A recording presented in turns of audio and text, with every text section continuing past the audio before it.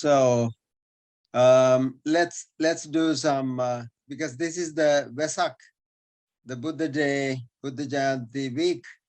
We've been celebrating, so perhaps let's start with some salutations. Yeah, shall we? Yeah. Bhante, are you going to start? So everyone will get a chance to do a bit of salutation in your own way, yeah? Yeah. Okay, so let's start with Bhante. Sadhu, sadhu, sadhu. Namo tassa bhagavato arahato samma sambuddhassa. Namo tassa bhagavato arahato samma sambuddhassa. Namo tassa bhagavato arahato samma sambuddhassa.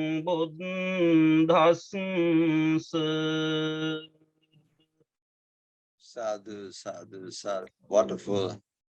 That's brilliant. Okay, anybody else would like to do any recitation? Yeah, Athamitra. Itipiso Bhagava Arahang Samma Sambuddho Vijja Charana Sampanno Sugato Lokavidu Anuttaro Purisadhamma Sarati Satta Deva Manusanam Buddho Bhagavati. Sadhu, sadhu. Excellent. It's lovely. Anyone else?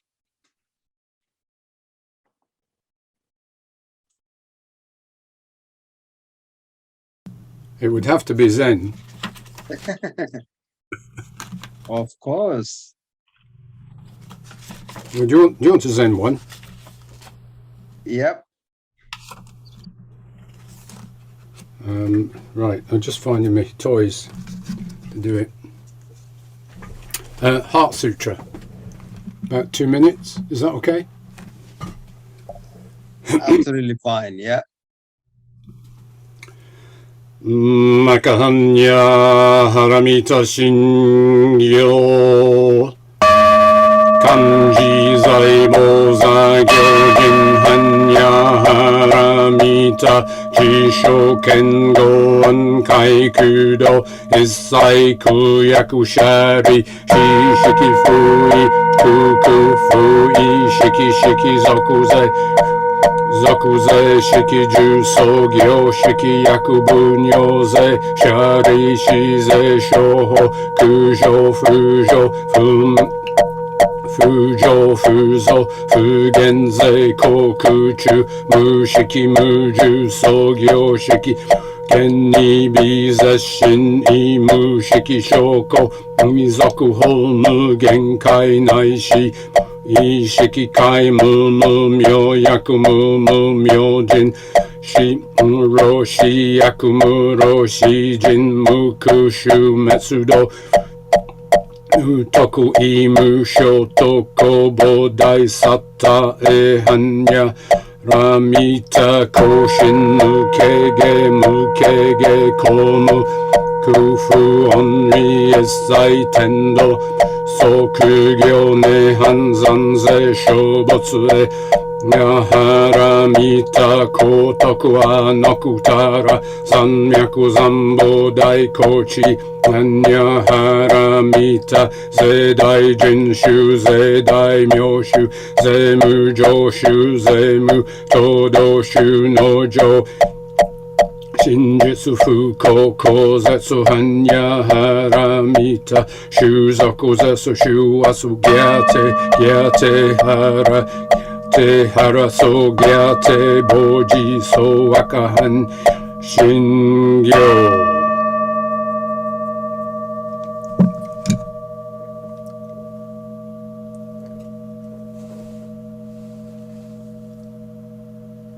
So I hope thought that was okay. Sometimes the sound on this Zoom, it sort of cuts it out. No, that was brilliant. I mean, came out really well. Excellent. Very, very exuberating, elevating. Very good. Anyone else? Anything that you learned from the Pali class or elsewhere? Any recitation? Well, I could give it a try. There's one chant in Pali that we chant in our Sendo, and that's the Metta chant. Oh, brilliant. So, okay. Is that okay? Please, yeah. Averomi Apyapajomi Anighomi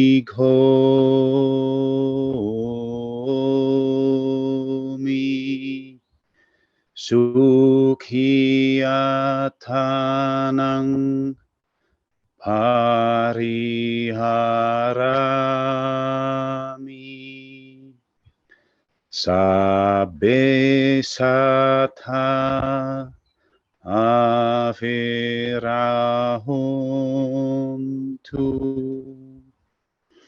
Apyapaja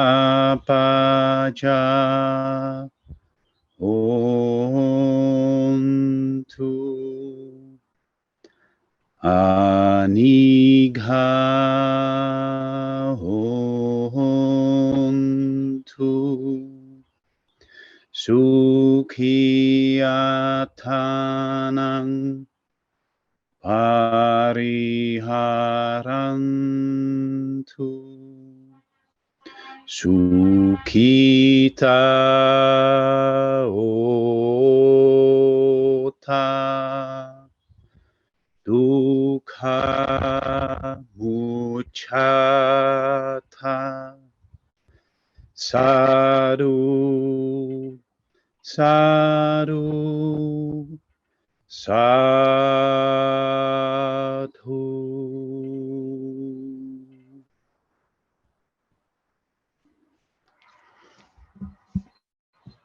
Wow, that was fantastic.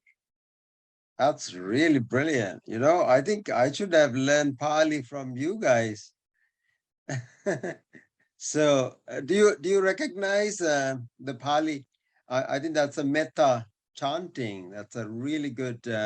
Yeah, could you share with everybody the meaning of it? That's a really beautiful meaning. Yeah. I have the lyrics here, if you may call it lyrics, but with an English translation below it. But actually, I have been looking into the correct translation also. But yeah. Well, we have this Avero Homi. Homi is I am, I think. And Avero is happiness, maybe? Or no, peacefulness, I think. Yeah. Avero. Ahang Avero Homi.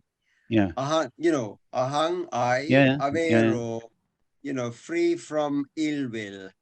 Homi, may I be free from ill will. Yeah. Ahang Avero Homi. Abhyapajo. Abhyapaja. Vyapada means again, hatred. Yeah. Free from hatred. Abhyapajo homi. Ahang avero homi. Abhyapajo homi. Anigho homi. Sukhiyatanang pariharami. Yeah. Now that's and then Sabbe Sata. May all beings be free from ill will, free from hatred, free from defilements. And this Hontu, this N in the Hontu, this no, the U, actually the U letter, that means it is what type of verb is that? Like it is hoti. Remember it's of course it's hoti, but which conjugation of hoti is it? yeah, hontu. Hontu is like a wish. Okay, May you, like hoti is the indicative. Hontu is may, the may form, yeah. yeah. So wishing form. Hotu and hontu. Hontu is the plural. Hotu is the singular. So Yeah, may you, may you hotu and may you hontu. So if it is plural, hontu, yeah. Yeah. It is again the hoti, be Yeah, I know. word, yeah. So yeah, hontu. Excellent. That's lovely.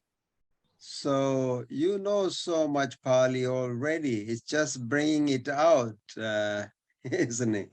Okay, let's see who else is going to do chanting. May I ask something? Yes, please. Yeah. Yeah, I ask something about Metta Sutta. I've got this one here. Can you see it? Yeah. And it's called the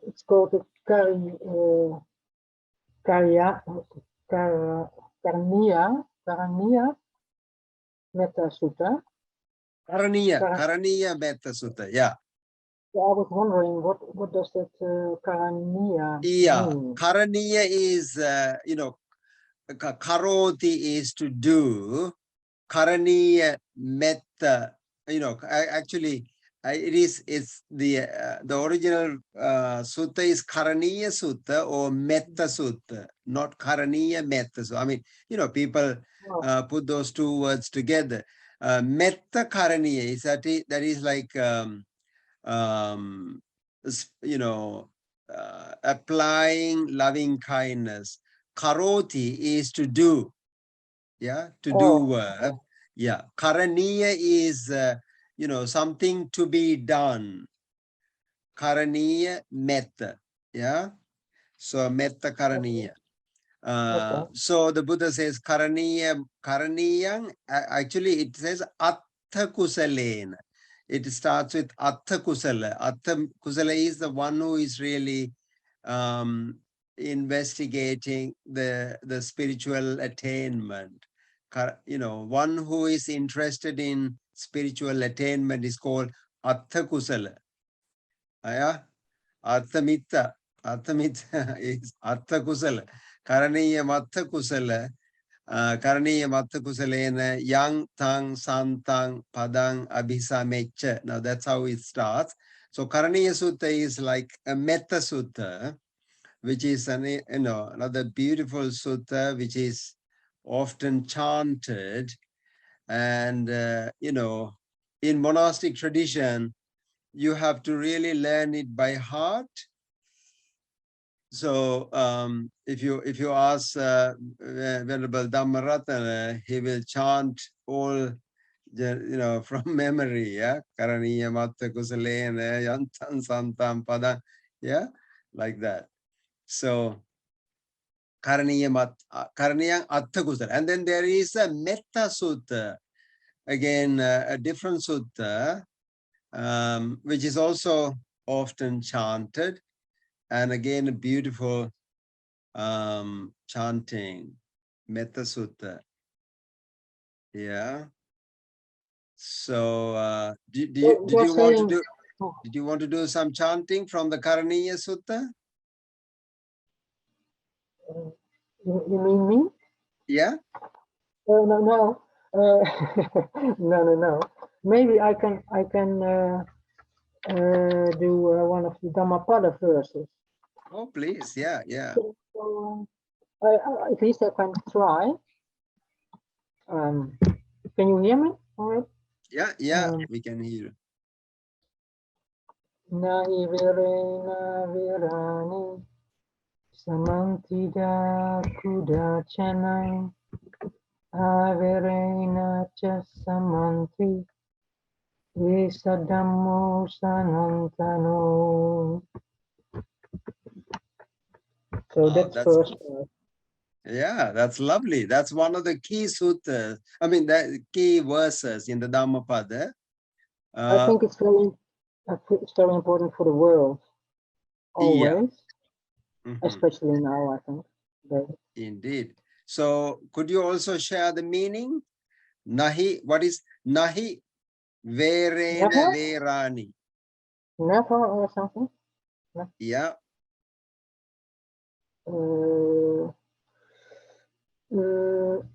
Never hate. No, I don't know.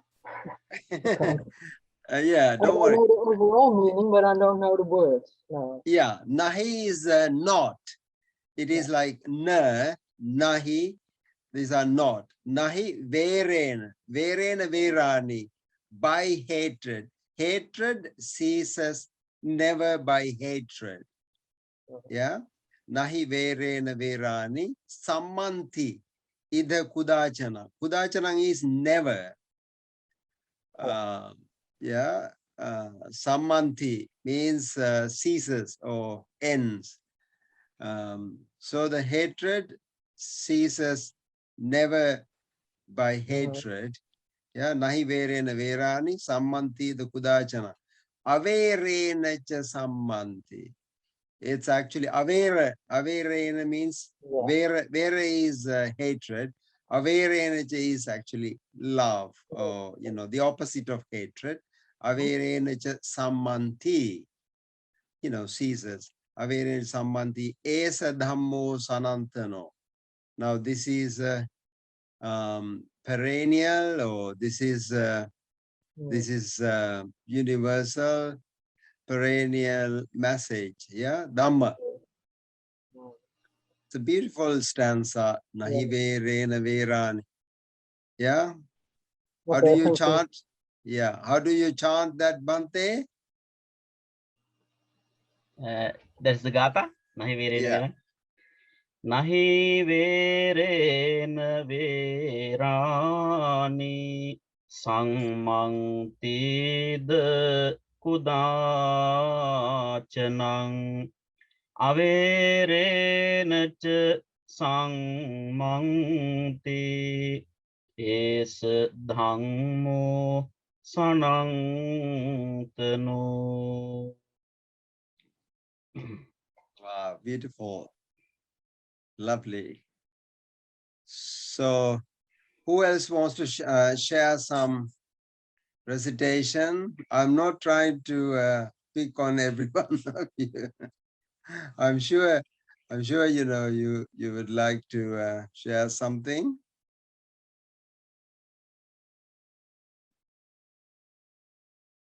If you don't worry. It's maybe knowing by heart. It's not that as easy. Especially the longer chants, because I know, yeah. But if you want to look up something, that is fine also. Yeah, so probably you could pick one later. Okay, so anyone else would like to share? Come on, Lola.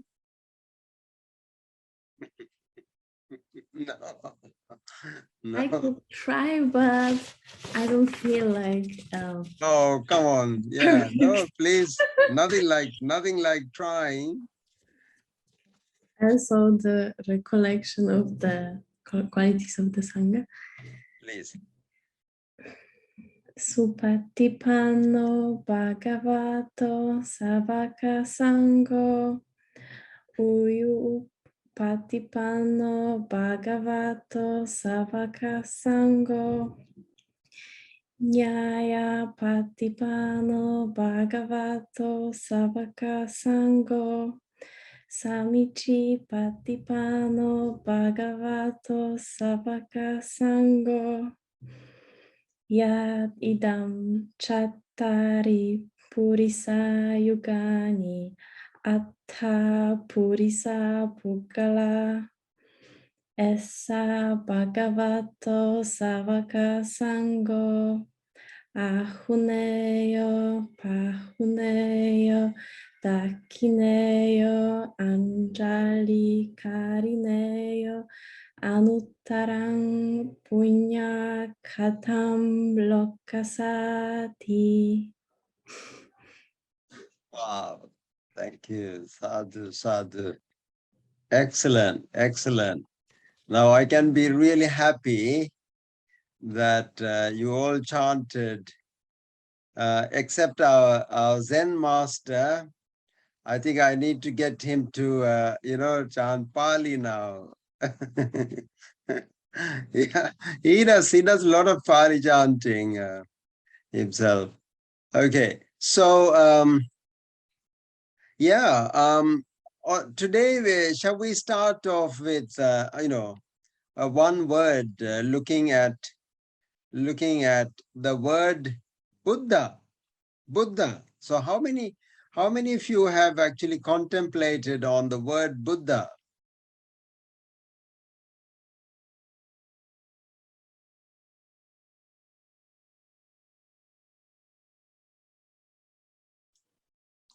What do you precisely mean by contemplating on the word, Sunil? Well, what does the word Buddha really mean?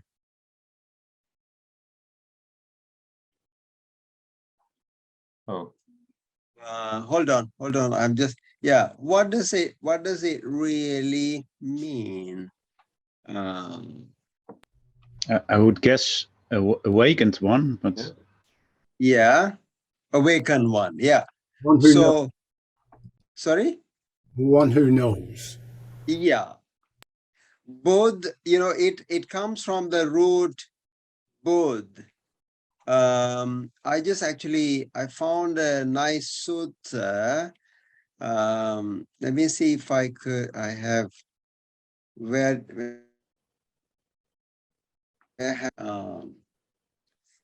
it may be in a different folder.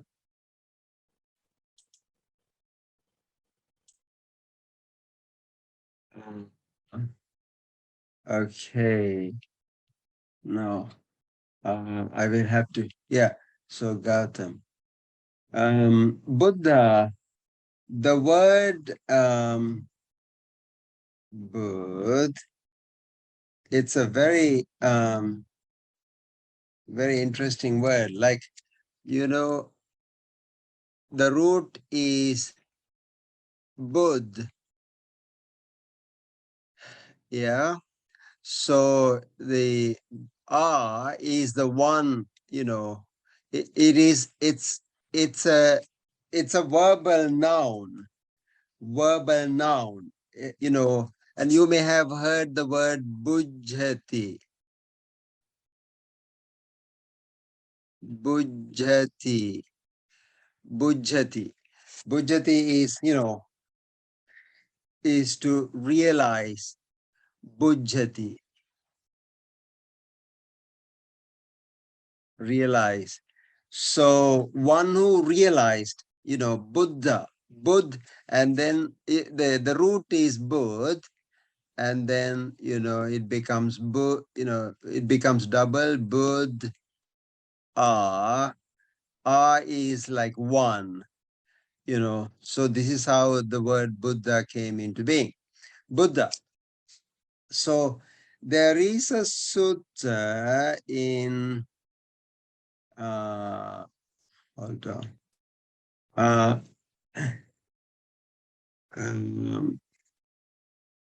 me just see Dona Sutta. Did you? Yeah. Can you see this sutta? This is actually Dona was. Can you see?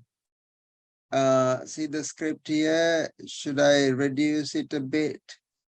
Can you all see this? Yeah. Okay. Excellent. So Dona Sutta. Now this is in Anguttara Nikaya, volume 4, AN 4. It's like 36. Dona Sutta. So this is where the Buddha actually reveals the word Buddha. Yeah. So let's have a quick look at it. It's I just copied it from Ekam Samayam. Ekam Samayam. One, now you all know what Ekam Samayam means, right? One time. Bhagava. Yeah, that's another epithet to the Buddha. Antaraja Ukkatam. Antaraja Ukkatam. Antara means in between. In between Ukkatta and Setavyam. Setavya. Adhana Maggam Patipanno Hoti. A long journey. He set out on a journey in between the Ukkala and Setavya. Dono Pisudam Brahmano. So a Brahmin called Dona. Antaracha Ukkatam, Antaracha Setavyam, Adhana Maggam Patipanno Hoti. So there was a Brahmin who came as well. And then he saw, now, these Brahmins have specialized on the signs, the body signs, yeah? And he was observing when the Buddha was actually walking. I mean, he just was, observing his feet. Addasako dono brahmano bhagavato padesu chakkani. So addasa means so, addasa ko dono brahmano, the dono brahmana, bhagavato padesu. Padesu means feet. Chakkani, chakras. Chakra is, the round, the rounds, yeah? Chakkani. Sahasarani.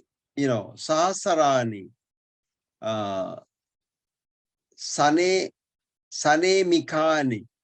Sanabhikani. Now these are actually different aspects of this chakra. Yeah, Sabbakara, Paripurani. These circles were very complete in every way.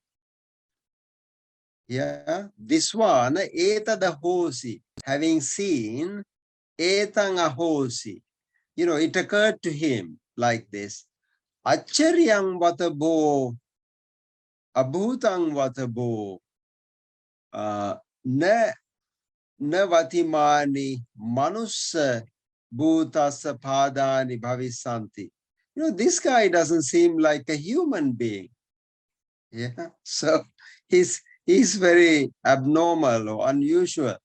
Atako bhagava magga okkam anyataras ming rukhamule nisidi. So on the way he sat down. Now this Brahmin Dona was following the Buddha. And the Buddha just sat under a tree. Anyatarasming rukhamule. Rukha is a tree. Mule means under. Nisidi, sat down. Pallankang abhujitva, having established a posture, pallanka. Ujunkaya, erect, body erect, kind of a straight body.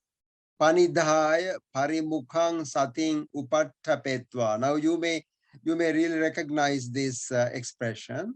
So whenever he sits with body erect, straight, and having established mindfulness at the front.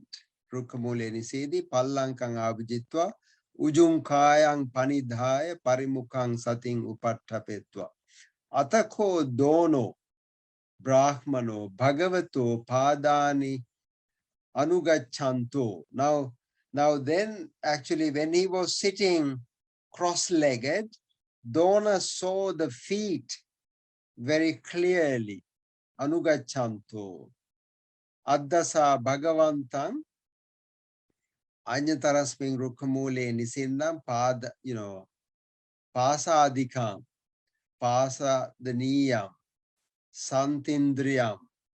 Now these are kind of qualities. Santa manasam, uttama, uttamatta, samatta, manupattam,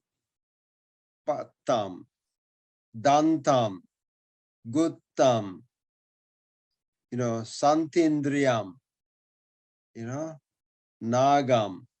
So these are kind of qualities, when he's sitting on a posture, he sits quite composed, and that posture is, santindriyam, santamanasam. So the mind now you could actually by seeing his, posture, you could actually describe his mental qualities. This one, yena bhagava tenupasankami. Having seen this, he got actually closer. Yena bhagava tenupasankami. Where the Buddha, he just got closer. Upasankamitva bhagavantang eta the vocha. Ask the Buddha. Devo no bhavang bhavisantiti. Are you a god? Because he was very clear that this guy, is not an ordinary human being. So Dona was an expert on the body science. So the Buddha says, Devo no bhavang bhavisantiti. Nako ahang brahmana devo bhavisami. I'm not a deva. Gandhabbo no bhavang bhavisantiti. Are you a Gandhabba? Gandharva is another, type of, it's not a god, but sort of a Gandhabba, another clang of God. Nako ahang brahmana Gandhabbo bhavisami. Yakho no bhavang bhavisati. Are you a yakha? Yakha is a kind of a demon. You remember alava ko yakho. Yeah, nako ahang brahmana yakho bhavisami. I'm not a yakha either. Manuso no bhavam bhavisantiti. So are you a human being then? Nako ahang brahmana manuso bhavisamiti. Now that's an interesting answer. Are you a, he asked, the Dona asked him, are you a god? Are you a Gandhabba? Are you a yakha? Are you a manusa? None of that. Devo no bhavang bhavisati iti putto samano nako ahang brahmana devo bhavisami iti vadesi. Now, when I ask you, are you a god? And you say, I am not a god. Gandhabbo no bhavisam, bhavang bhavisanti iti putto samano nako ahang brahmana Gandhabbo bhavisami iti vadesi. Now you say you are not a Gandhabba either. Yakho no, the same story. Are you a yakha? When I ask, you say no. Nako ahang brahmana yakho, right? Manuso no bhavang bhavisantiti iti putto samano nako ahang brahmana manuso bhavisami titi vadesi. You say you are not a human either. Atako charahi bhavang bhavisatiti. Yeah. So what are you then? If you are not any of these, who are you? What are you then? Yeah. Yesanko hang brahmana asavanang appahinata devo bhaveya te me asava pahina uchinna mula talavattukata bhavang kata ayating anupada danti. Now say if I tell you I am a god, you know, I don't have, I'm not, you know, that he explains the reason why he is not a god, because the gods are, you know, asavanang appahinatta. They have not eradicated. Asava means, now that's what, you know, we are going to talk about today. Asava is stains like cankers, defilements. Appahinatta is uneradicated. Pahina means eradicated, removed. Ya devo bhaveyang te me asava pahina uchinamula. Now, I have actually totally eradicated all the taints. So talavatukata, you know, just remove the top of the palm. Anabhava kata. Yeah. So I am not. I have removed all my taints, so therefore don't take me to be a god. Yesanko ahang brahmana asavanang appahinatta gandhabbo bhaveyang yakko bhaveyang manuso bhaveyang te me asava pahina uchinna mula talavatukata anabhav. So this is again the same epithets. Now I have removed all the taints, all defilements, and uprooted them. Now this word talavatukata or uchinna mula. Uchinna means like uprooted, rooted out. Yeah, so therefore, you know, they don't, I mean, none of these fit into my description. Sayatapi Brahmana Uppalang va Padumang va Pundarikang va Udake Jatam Udake Sang Vaddam Udaka Achugamma Tittati Anupalita. Yeah.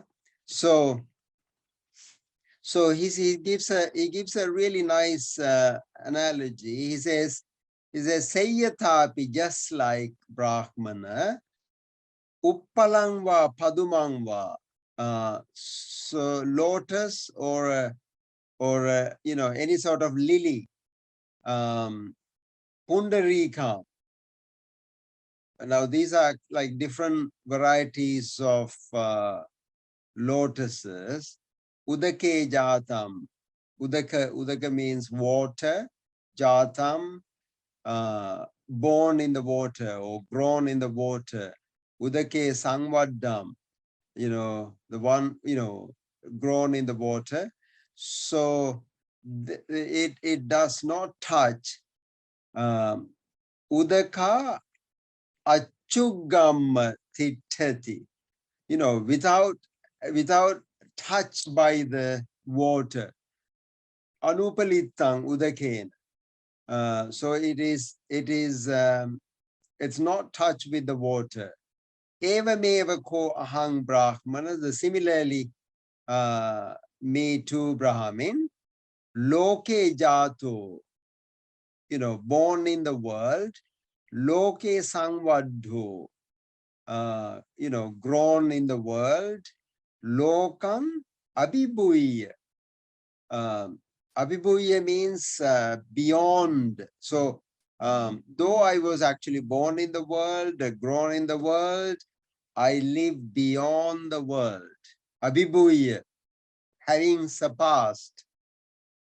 Viharami, live. Anupalito loken, untouched by the world, right? Buddhoti mam brahmana dharesi. So therefore, remember me as the Buddha. Yeah. So, and then he actually says two nice stanzas. My favorite is the last one. Pundarikang yatha vaggu toyena nupalipati nupalipto mi lokena tasma buddhosmi brahmana. Yeah.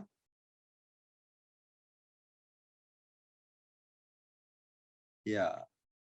So now the first verse is, about if I were to, call myself Deva, Deva is of this nature.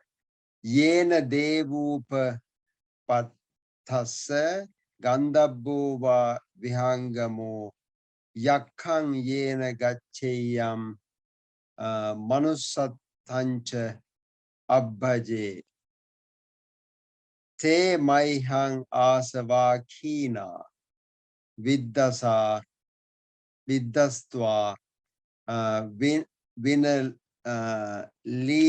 vinalikata. Yeah, and then the last stanza is a famous one. It says, Pundarikang yatha vaggu toyena nupalipati nupalitosmi lokena tasma buddhosmi brahmana. So he says, now this is a very famous stanza. Just like the lotus, which lives untouched by the water, I live in the world untouched with the world. Yeah. Okay. So you got to memorize the last stanza. Okay. So that's sort of a meaning of the word Buddha. Buddha is to know, to understand, to be aware, and to be awake. So the awakened one.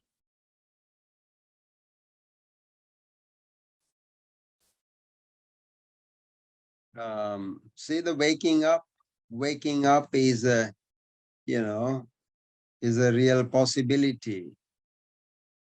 So it's the word Buddha has that kind of a very deep meaning. It is not just awaken, it's just awaken to the reality. So no, in the sutta, Yeah. he says he's not, any of a number of things, a diva, whatever.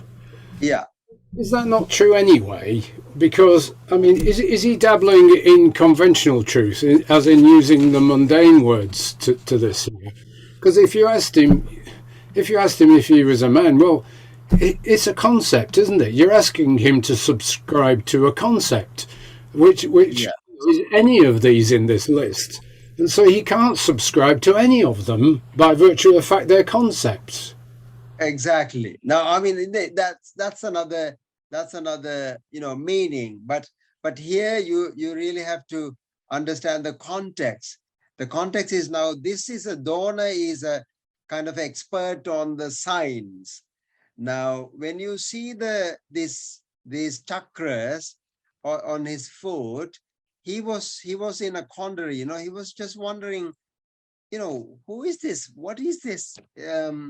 It doesn't look like a normal human. So, yes, I think he means also, I mean, in a way, there is a deeper meaning of not subscribing to the conventions of any sort. Yes, but here he's actually saying, because I, I look like a human, but I am not, because I have, X, Y, and Z. Yeah. So that is the ordinary meaning. Now what you are really trying to get at is a deeper meaning, which is he's gone beyond. Now the word he just used a word very interesting. He said, I have gone beyond. What is that?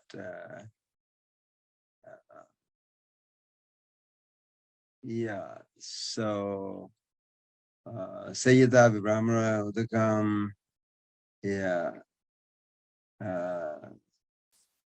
Abhibuiha. Now this is the word I was looking at. Abhibuiha. Abhibuiha. Like, you know, I have gone beyond the world, you know, like thus gone, Tathagata.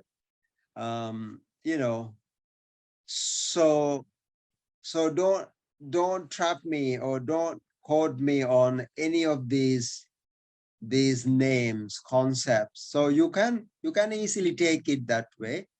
Don't, you know, because I've just gone beyond any or all of these concepts. Yeah, you can, you know, you can say that. Altamitra. Yeah, well, for me, the message is that that he's not like you and me, because of course this Brahmin sees himself as a human. Correct. And the Buddha says to him, "I am not a human." Yeah. So I think the meaning of that is that, well, that is, well, actually, that's he's different from us. Yeah. Yeah, exactly. Yeah, and there is in the Dhammapada, you know, Sukhavagga, and then the Buddha says, anyone now, Susukang Vata Jivam. Now, even the follower of the Buddha, if you have really followed him, you know, having realized the message, he says, Deva Abhasarayatha. You're not ordinary human. You know, this is why the word, like, now remember we said Asutava Putujjana. Yeah, Asutava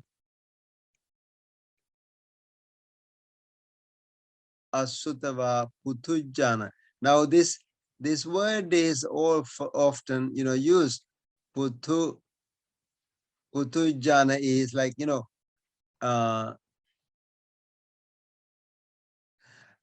ordinary, now worldling, you know, ordinary people, you know, people who are really stuck in the world, in this conceptual world, you know, with defilements, you know, and the Sutava, and he says Sutava is the one who has Sutava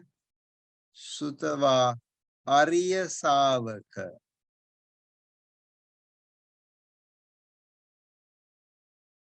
So Sutava Arya Savaka, you know, one who really has got the message, heard the message, transcend the world, and gone beyond the world. So, and this is why the word Abhibuiha is a Pali word, Abhibuiha Viharami. You know, like I live in the world having transcended the world. So I am not a part of this, not a part of it. You know, the analogy he gives is the lotus is, you know, gets its nutriments, everything from the rubbish. You know, where does the lotus grow? In the, you know, pile of rubbish and mud. You know, remember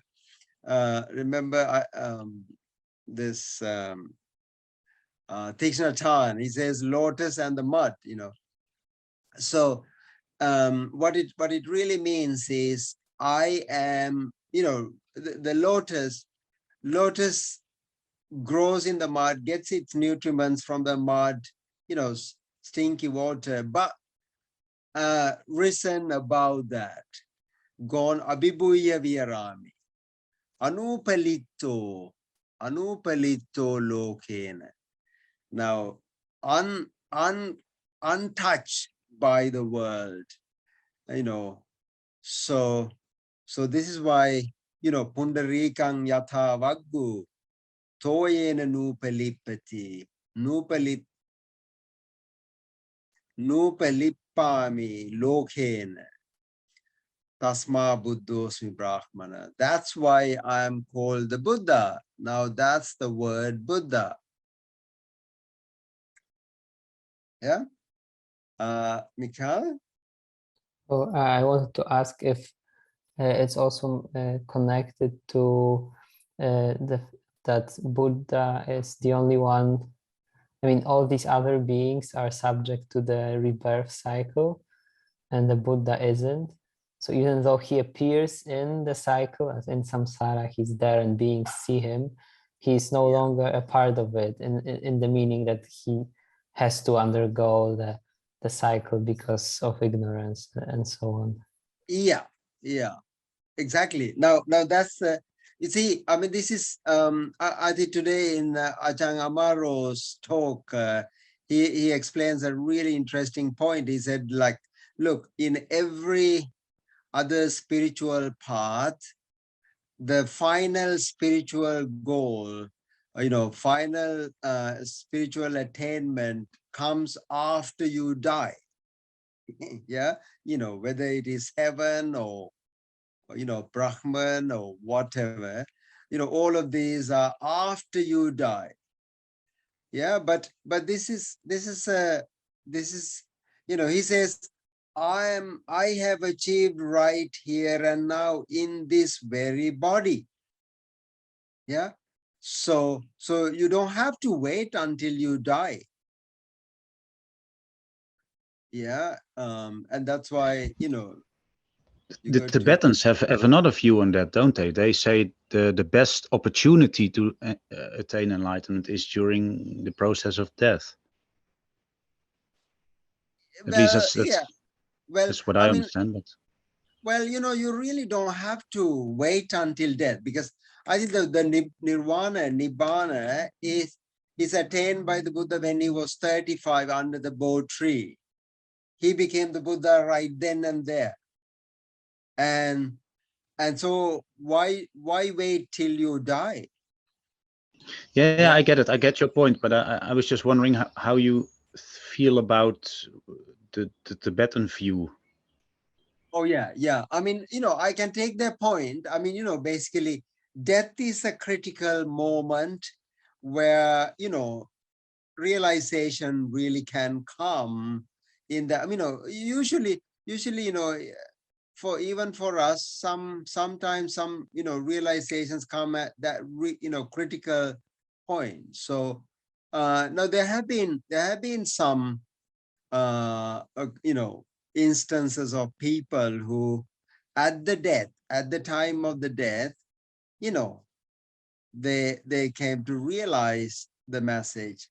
But the whole thing is in, the Buddha says, right here, right now, like, and I think, the Dhamma, the quality of the Dhamma is sanditiko. Sanditiko means in this very moment, nothing to wait, I mean, how do we know? Well, I'm not, so the critical points can be, critical moments where the realizations come. I have heard a lot of people who had this near-death experience, they describe, they say, wow, that was a moment, that was a turning point in their life, etc. So near-death experience, yeah, but I can understand that. But Buddhism is not that. Right here, right now. Yeah, Atamitra. I think also the Tibetans don't say that you can't sort of gain enlightenment in this life. Only that if you happen to not gain it in this life, there's always possibility to gain it in the process of dying. So, yeah.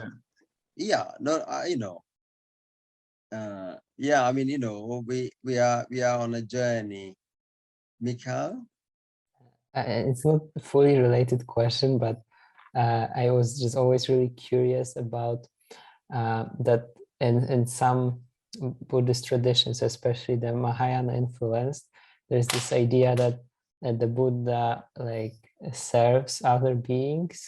So he's in a way just like here that he's free from the cycle, but still appears in various worlds to help. And how is that?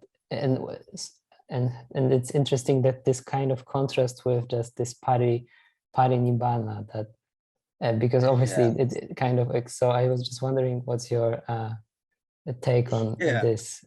Yeah, what's my take on whether the Buddha is revisiting, and I think this birth and death, and all of these concepts, as Keith said, I mean, these remain in the conceptual world of humans. I mean, we look at our lives, birth and death in a completely different way. But when somebody has actually gone beyond this, like, abhibhuiha viharami, one who has transcended all of this, it's a different reality, different ball game for them, isn't it? So therefore, I mean, the Buddha says, if you really see the Dhamma, you see me. Yo dhammang passati, so mang passati. Yo paticca samuppadang passati. Whosoever sees the paticca samuppada sees the Dhamma. Who sees Dhamma sees me. Now, following that logical reasoning, so basically, I mean, the Buddha, he's not subject to death. He didn't die. Somebody can, I mean, the Buddha says in one of the sutras, Dajagga, Dajagga in the sutra says, if you want the Buddha's protection, he's alive. Now, you can actually, I mean, we tend to kill the Buddha because, we are these human beings who are looking at the world in a different way. So this is why the Zen masters say, if you see the Buddha, kill him. So we kill the Buddha, but the Buddha, he's gone beyond. And as long as the Dharma is alive, the Buddha is alive. Yeah, so to speak. I sound like a prophet, I'm not a prophet. Okay. All right, folks. Any more questions? I mean, I think this is Dona Sutta is an interesting one. I particularly, like the way he, I mean, this man is trying to kind of frame him, just frame him and say, you got to be, one of these. Who are you? What are you? So basically, he says, you can't frame me. You can't fathom me because X, Y, and Z. And he says, I have gone beyond. Yeah. So Dona means foot. Oh, Dona is the name of the Brahmin. Oh. Yeah. Yeah. The foot is Pada. Oh yeah. Yeah. Pada. So the name of the sutta is the Dona Sutta. Now you have read quite a number of suttas with me, haven't you? So you can read some sutras on your own. One reason why I pull some of these sutras, out of the blue, if you happen to just go to the internet and pull out a sutta and read it in Pali, by all means, like, give it a go. Don't be shy, okay? He said, oh, I don't know any Pali. No, you do, because, sometimes, because there's a lot of words you have already seen, and it's a kind of cumulative, you could ekam samayam bhagava, one time the bhagava, blessed one, antaraj, you can actually figure it out for yourself as you go along. Yeah. I mean, I haven't read all the sutras in the Tipitaka, but if I happen to sort of read one, I think there are about 18,000 sutras. So I read only 17,999. Okay. So but if you happen to come across a sutta which you haven't seen, haven't read, don't be shy. Just start reading and try to. I mean, there's also a Pali dictionary. You can get hold of a Pali dictionary and guess a meaning. Yeah, Julia. Oh, yeah, I just wanted to say about this enlightenment after death, that I thought that liberation through hearing in Tibetan tradition is like a last call, because they have all these direct paths and you can during the life be enlightened. So it's kind of the other way around, I think.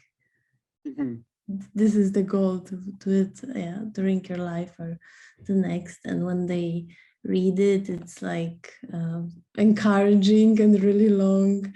And they ask you to guide you to do it, but sometimes, or like almost always, I think it's too late. So it's a last call. Yeah. And I think this, again, everything goes to what Keith was saying, like, the concepts, we form these concepts, and we are living in this 11 11 facets of the world, past, present, future, far and near, internal, external, like, dislike, subtle, gross. All these 11 different facets. And we subscribe to it because we are kind of driven by our sixth sense world. And if you have not transcended or gone beyond that, and then you always fall into this, the Nibbanic path should be really long. Yes, of course, it is long for people who have formed these concepts. Yeah, and it is just one who transcended. Like now you just think of the person like Bahya. Bahya was a man who just came to the Buddha and he said, just tell me something really direct. How to do it. And the Buddha gave only four words, like Ditthe Sute Sutta, Mute Mutta, Viññate Viññata. And he did it like that. Yeah. So it was an instant realization for him. Because he went beyond these concepts. And this is what we don't realize. We subscribe to a lot of, I mean, it's I think the hard part is not learning, but unlearning, unwinding, because we've been put on this conceptual world. Yeah. Yeah. Okay, Mikhail. Yeah. Yeah, I think that's so similar because I like studying also Yogacara, and a lot of in the West it was interpreted as idealism, but I didn't agree with it, and I researched, and actually they talk a lot about how all we perceive is our concepts. Like we just continually structure experience for our concepts. We see here a subject, their objects, and we just filter reality through these concepts all the time. Yeah. And yeah, so it's just so similar to yeah, what you're saying now. Exactly. Yeah. No, keep challenging. I mean, this thing, you know, like stepping out of that. And I think, you know, this is why I like this word abhibui viharami, like go on beyond. And this word like abhibui ibuiha, that's really, you know, I have gone beyond the world. I have transcended the world. And I think a lot of people have trouble in going beyond. And this is why we always fall back into the conceptual world of, and then get into the mud. Yeah. Yeah, you know, there's an interesting commentarial description. You know, one day the Buddha gives a really subtle teaching to a sharp man. And then he just really almost, he got the meaning, but then he just fell into the conceptual world again, and, you know, started asking questions. And then the commentary says, it's just like, you know, you get a pig, you get the pig out of the mud. You know what, when the pig is in the mud, you know, the mud is all over him. And then he give him a really good bath. And then he just, you know, is saved from the mud. And then suddenly he realizes that's where I belong. He jump in the mud again. So this is how difficult it is, you know, to transcend the mud, you know, and the world. And this is why the word abhibuiha virami, you know, I live having transcended the world. Yeah. Okay, folks, I think it's time for a cup of tea. Okay, so let's take a short break and see you in 10 minutes. Hi, Keith. Hi, how was Buddha Day yesterday? Oh, it went really well. It was quite, you know, well attended. I mean, you know, because they did not celebrate it for last 2 years, this was a kind of an opportunity for people to get together. Did the general make it? Huh? Did the general? With the general. Oh, general was pulled, you know, into something else at the last minute, but he sent a really good message. There were some parliamentarians, and there was actually one parliamentarian who was an ex-parliamentarian. Yeah. So he didn't want to, you know, some people said Mr., you know, ex-MP. Yeah. But he was the chair of the mindfulness all party group. And so he was very worried that people are referring to him as MP. Yeah, because he could get locked up because he, you know, when he's not an MP existing. And I said, don't worry, MP here stands for mindfulness pioneer, you know, MP. So that made him, you know, a bit relaxed. Yeah. So yeah, it was overall a good event. Did any of the chaplains make it? Oh yeah, quite a number of them. And then we, oh, you mean the chaplaincy group? Oh, I think DBN people made it. Amy was there. I mean, we had quite a few DBN. We are talking about Defense Buddhist Network. So there were actually, who else was there? Few trainees, but not from this lot. 1 or 2 from the last. I forget their names even. You see, I was in a bit of a drowsy state after my jet lag. Everybody seems to be back now. Yeah. Okay. All right. Welcome back, everybody. We should be I have today evening 28 Buddha's Buddha Purnima Day special event puja. I make a wish our Professor Sunil Kariyakarawana and every every Dhamma friends make a wish. Today 7:30. Oh, really? Wow. 28. Yeah. Sounds amazing. So a lot of people coming to the event? A lot of people coming. Wow, fantastic. Now Vesak celebrations. There are a lot of, still, I mean, they go on for an entire week. So, I mean, today, I heard there were, this some. Is Tanhankara, first Buddha. Tanhankara. Yeah. Big event. Oh, yeah. So all the 28 Buddhas, yeah? Yeah. I hope they don't fight with each other.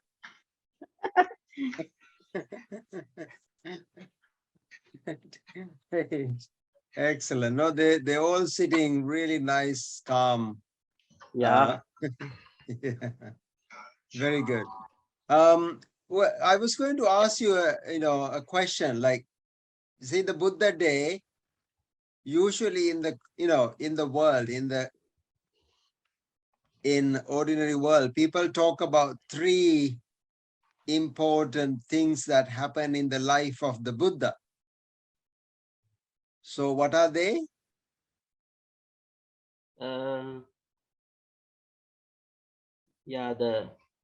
We called Siddhartha Kumar Utpatti, right? And Abhisambodhi and the Parinirvana. Yeah, but this is a mistake, I think. These 3 things are in the life of the Buddha, not Prince Siddhartha. It is, I think it's a really good case of this bringing the Buddha message to our level, because this is like 3 things, the triple important things, like the birth of the Buddha, the enlightenment, and the Mahaparinirvana. Yeah. So all 3 are in the life of the Buddha, not in the life of Prince Siddhartha. Yeah. Do you agree? So it's not compatible. I mean, you cannot say these 3 things. I mean, we are, again, that really is counterintuitive in what with the message of the Buddha, because the message of the Buddha is about transcending the birth and the death. Do you agree? Yeah. So how, I mean, when you talk about the birth of the Buddha and the Mahaparinirvana as a death, a lot of people think the Parinirvana is a death. No. So therefore, I think the problem is, again, bringing the message to our level rather than trying to understand the Buddha's message. The Buddha is talking about, this is like 3 things in the life of the Buddha, not Prince Siddhartha. So, Arthamitra, how many of you agree with me? Well, where do this idea of the 3 important things come from? Or where What's the origin of it? Well, I think the origin of it, there is something called Buddha Vansa in the Khuddaka Nikaya. In the Khuddaka Nikaya, there is the life of the Buddha. There's actually a lot of things in the life of the Buddha. But again, I think it's been misread. I think a lot of sutras have been misread. Anyway, I mean, you know. But then if you think of these three things only as the life of the Buddha, then in a way his birth and his enlightenment they come together, don't they? I mean, exactly. That's the point. I mean, actually, which happened first? You know, people think the birth happened first because our thinking is linear. But actually what happened first was the Mahaparinirvana. Yeah. And the Buddha says this in the Buddha Vansa. He says, Parinibbuto so bhagava, parinibbanaya dhamman dese. You know, one who is attained parinibbana is giving teachings to attain parinibbana. So, I mean, if you attain enlightenment today, I hope some of you do, yeah. So then that means your parinibbana. You are, what is parinibbana? The way it is described is the asavakkaya jnana, one of the three insights that the Buddha, developed in the process of enlightenment. Yeah, asavakkaya jnana. Now, actually, that was a moment when the Buddha was born. The Buddha attained enlightenment. So all three things happen in the same moment, not, three linear, one after another. Yeah. And there is some evidence actually, to argue for that. And I think, I mean, at least in my view, that's the only way that you can have this triple instances, the Buddha is not talking about three different things. It's a triple. Triple means like, all three things happen in the same moment. Yeah. So now, again, going back to our conversation, in the conceptual world, where our thinking is linear, we actually give interpretations in our own way, but they don't really tally with the Buddhology. I mean, my next question is, how many of you think that the Buddha died? Nobody put the hand up yet.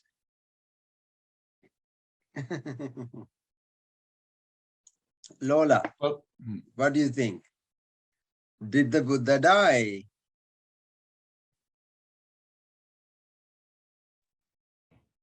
I had an interesting. I was at one of the monasteries here. It's called Thames Buddhist Vihara. One little girl actually came to her mom and asked the question, "Mom, where is the Buddha then?" Because she saw this huge statue, and right in front of that, this girl is asking, "Where is the Buddha then?" And the mother said, "The Buddha died." Really? Where is he then? Well, then the mother had no answer, right? And then the little girl was asking, "Is he in the heaven?" And the mother had no answer. Yeah. So where is he? Now see that really beg the question, really, what happened to him? Where is he? Has he died? Is he dead? Well, his body has sort of passed away, but as far as I remember, he himself he said that he couldn't say or whether he was going on to exist or whether he was not going on to exist or whether he was neither of those two things. So it's for us it stays a sort of a a question that can't be answered. Exactly. I mean, it's an irrelevant question. It is, I mean, the death, that death is no more for him. He said, I have overcome the death. I mean, in every sutta, he says, Kina Jati. Kina Jati means like, I have ended birth. Birth means ended death. There is no death for me anymore. Yeah. So, Kina Jati Bhusitang Brahmacharya. No, you see, Ajatang Abhutang, he said, Amiyamano King Mi Sati, Ajayamano King Ji Sati. Like, I mean, there's a lot of sutras where the Buddha says, don't fathom me in your own language. Don't try to describe me in your own way. Yeah. So our problem is, and this is where I think this is a little prologue to our sutta that we are going to read, the Sabasa Sutra, in a moment, because it's as a treat for you on the Buddha day. I thought we will read the Sabasa Sutra. Now, in that sutta itself, he says, the world is hung up on this language, hung up on these concepts, hung up on these, ideas. And so therefore they don't see me. So only the Arahant can really realize, understand what happened to him.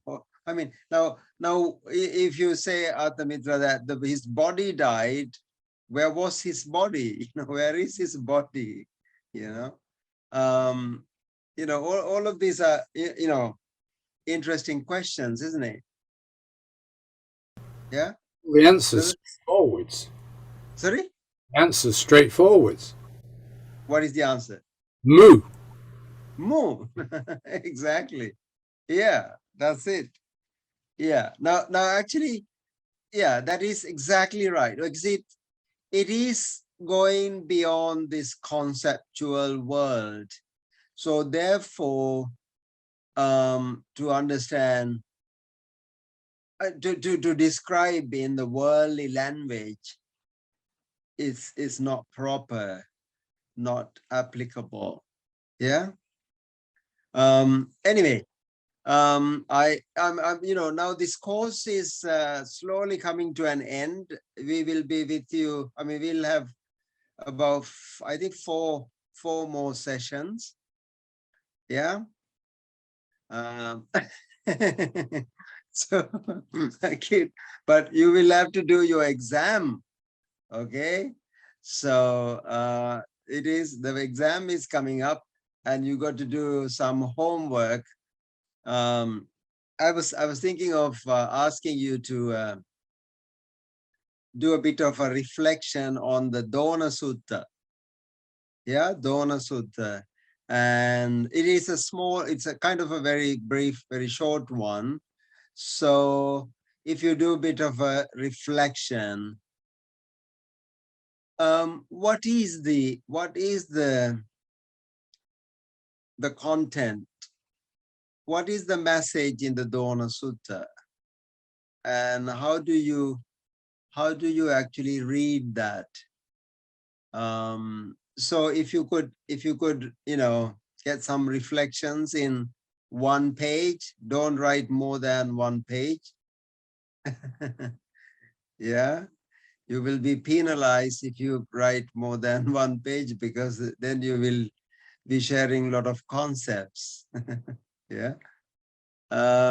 Okay. So yeah, let's do a bit of reflection. And I'd like you to pay a little bit more attention to, crucial words like abhibhuiha viharami. Yeah. Anupalito, unattached, untouched. Yeah. So keywords like that. My favorite stanza is that one, Pundarikang Yatavagu.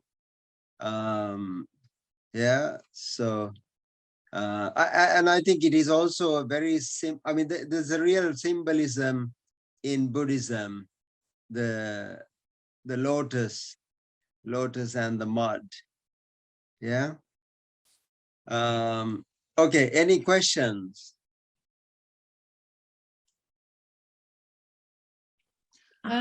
Is there already a date for the exam? Yeah, there is. Oh yeah, right after your now we finish, I think, June. I even can't remember the last day.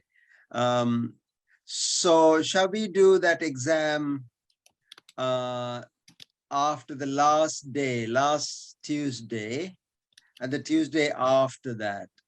Would that be agreeable to those of you who are doing it for credit? And I think everybody get credit. You you will, whether you do your exam or not. It's hard to tell when we don't know the date, if it's not colliding with something, but okay, let's actually fix the date then. Yeah.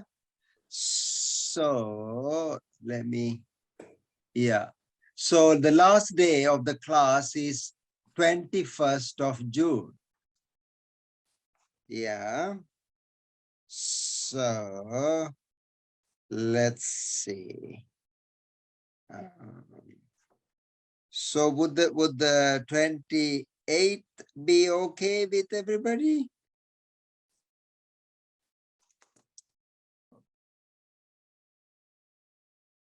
Well, yeah. Unfortunately, I'm away from the 1st of June onwards, so. Oh, okay. No worries. I can do we could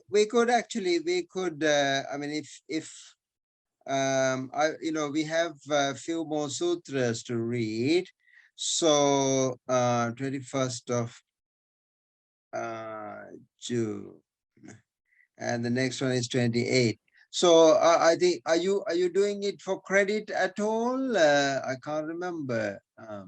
No. Okay, then don't worry at all. So others who are doing it for credit, are you okay on the 28th of June? Okay, we will we'll do a little bit of an exam. How would it look like? What would it look like? No, you will get some quotes from the sutras to make, to translate, and then some of the concepts, some of the words, just reflect on the words, and any of the phrases that we discussed. It will be nothing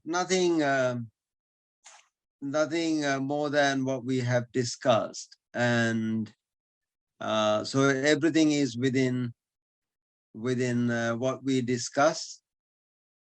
Yeah, does that sound okay? So it's, it will be easy peasy anyway. Yeah. So so let's fix the time. I think even those of you who are not doing it for credit still can face the exam, and you will get a certificate, yeah, which you can frame and hang on your wall to show off as a Pali scholar. Okay. All right. I can see Keith is hanging it on the, somewhere. So is that okay? Yeah. I mean, I'll give you a little mock exam, like maybe 21st, I will give you a little sample. Yeah. I think I have exam on 29th, but oh, you have an exam on the 29th. Yeah, I think so. I just checked my timetable, but if it's gonna be easy. Oh no, this is fun. You will enjoy this. Don't worry. Okay. Yeah, you will enjoy this. You might need to prepare for the real one, though. Yeah. So you have to prepare. I mean, basically, if you follow the progression of the sutras. Now, we started off with like 5 aggregates and like basic concepts.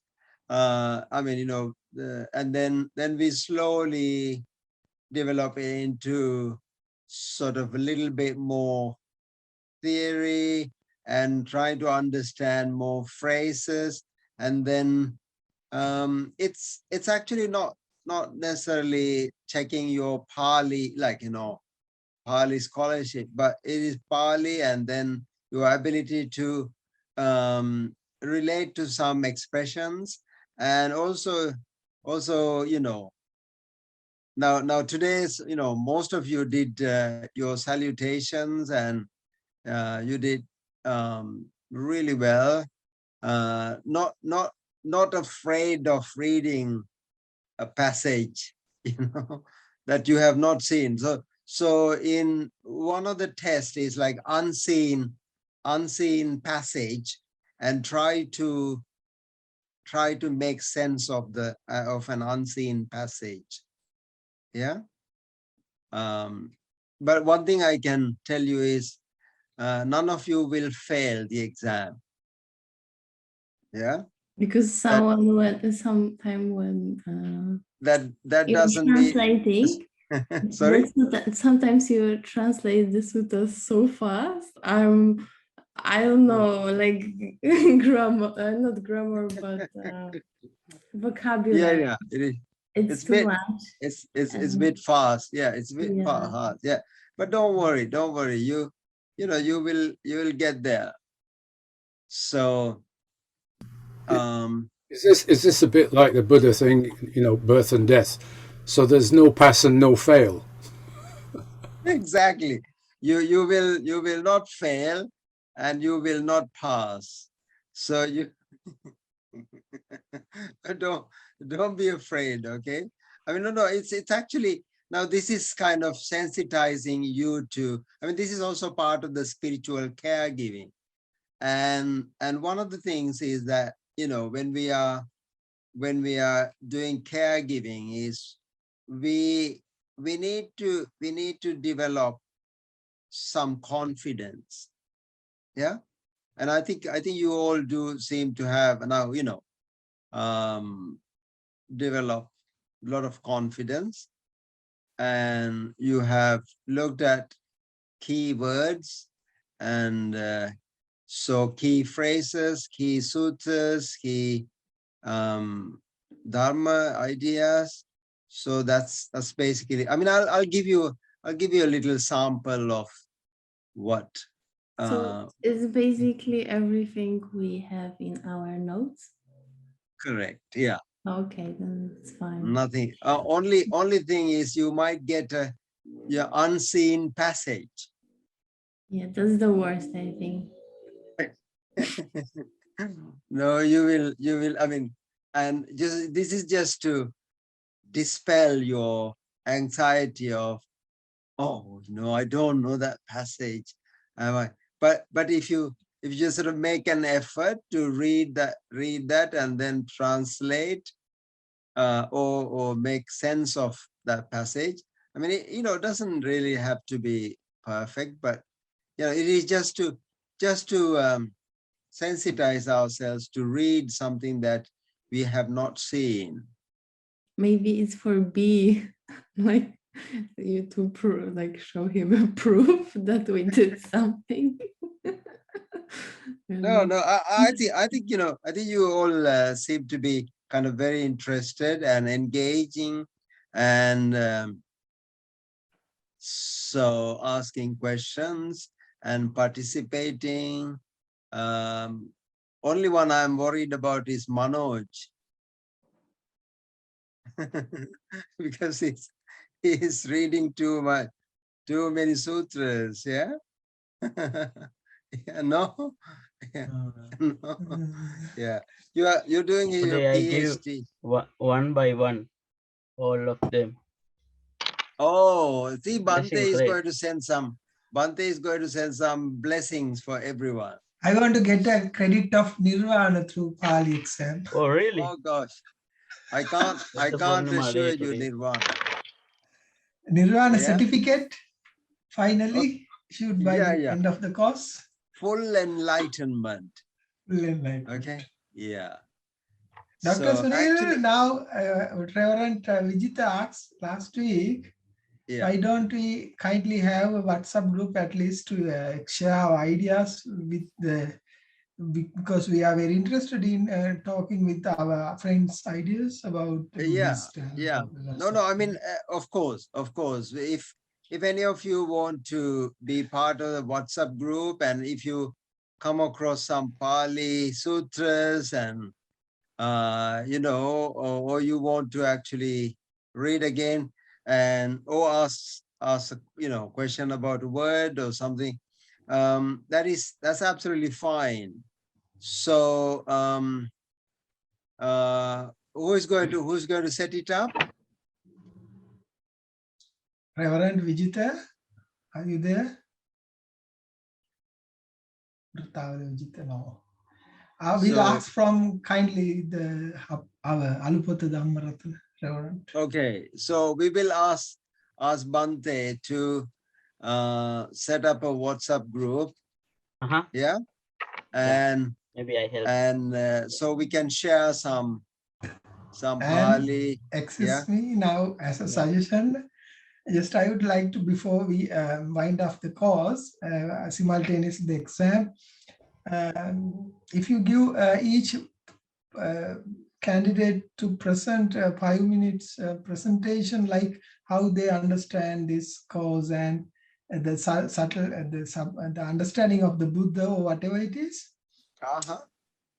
just to know we each other share how each people understand the Buddha Dhamma.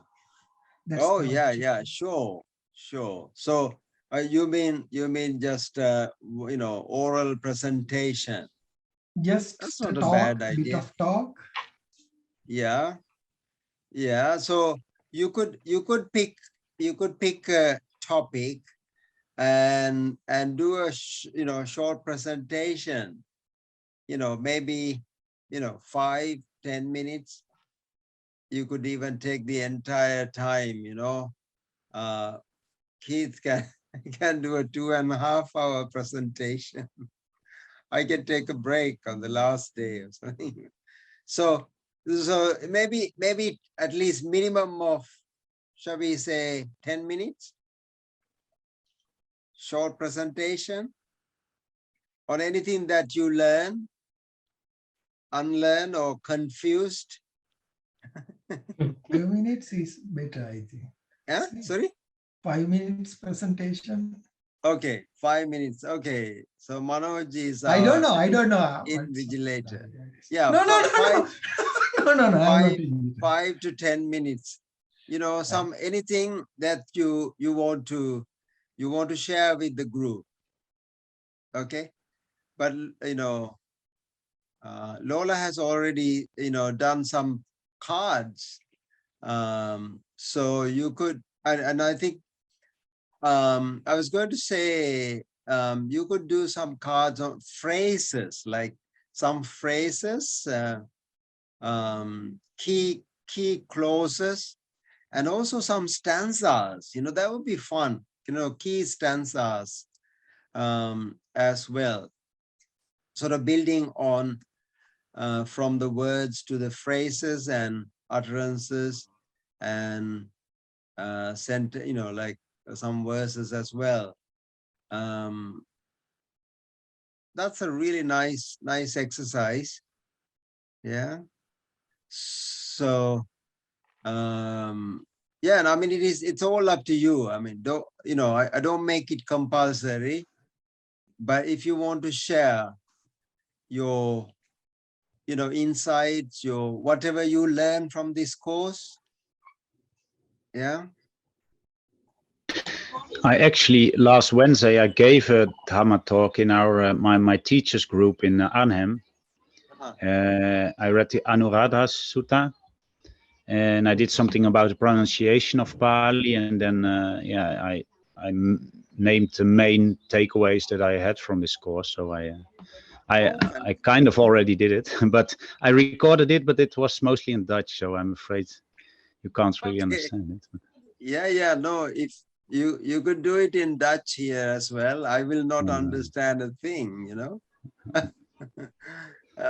yeah, I mean, the pronunciation, Pali pronunciations, and it could be any aspect of Pali, and I think so anything from this course,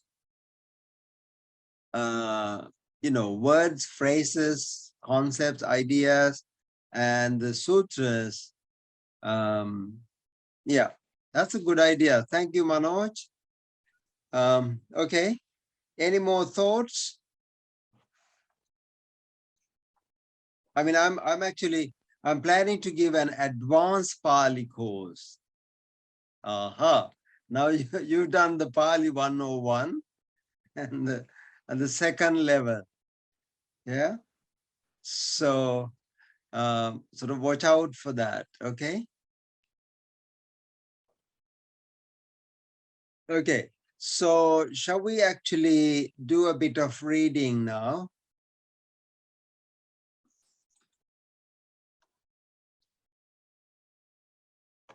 Okay.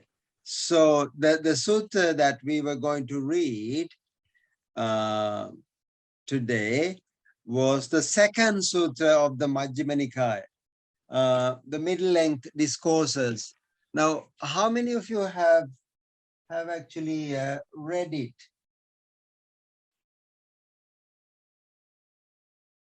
I mean, this is Bhikkhu Bodhi's translation. Yeah, there are actually a number of different translations. Yeah.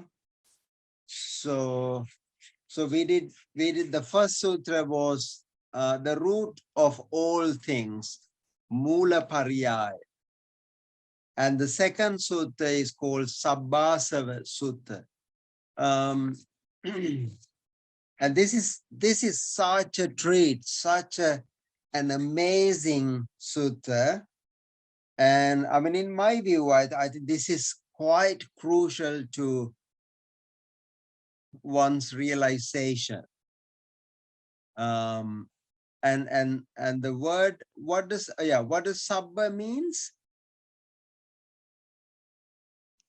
All, yeah, Sabbah.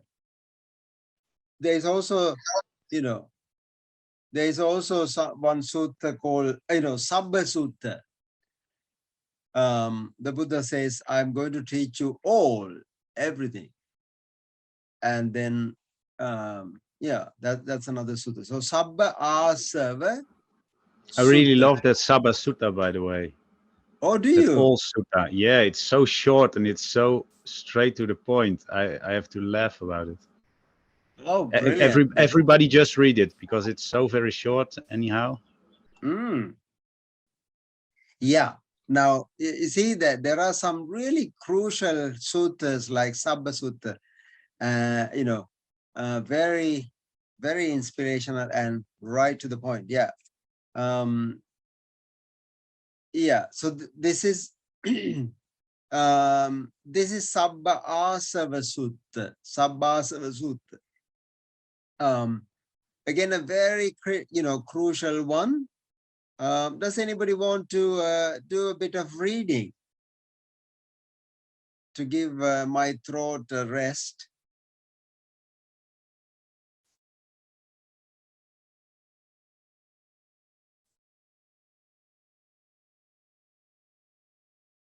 Shall I? Oh yeah, sure.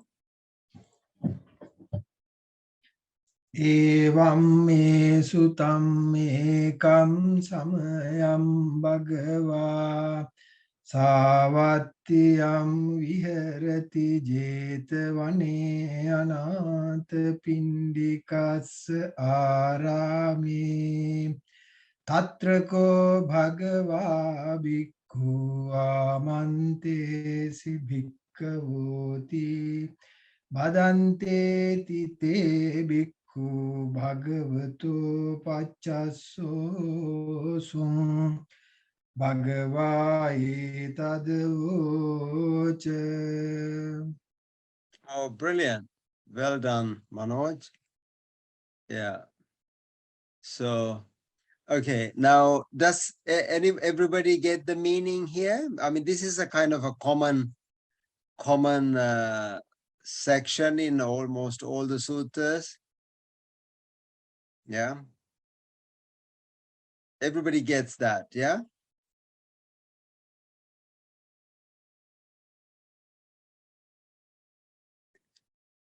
Any word, any phrase that you don't know? Evam me sutam.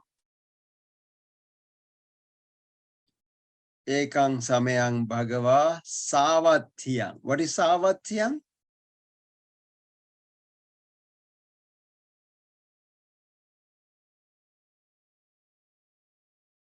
It's a place. Yeah. Place. Yeah. Is the name of the place, Savatthi. Yeah. In the Savathyang is the locative case. In Savatthi. Yeah. Savathyang viharati. Yeah, lives, resides. Jetavane Anathapindikasa Arame. Who is Anathapindika?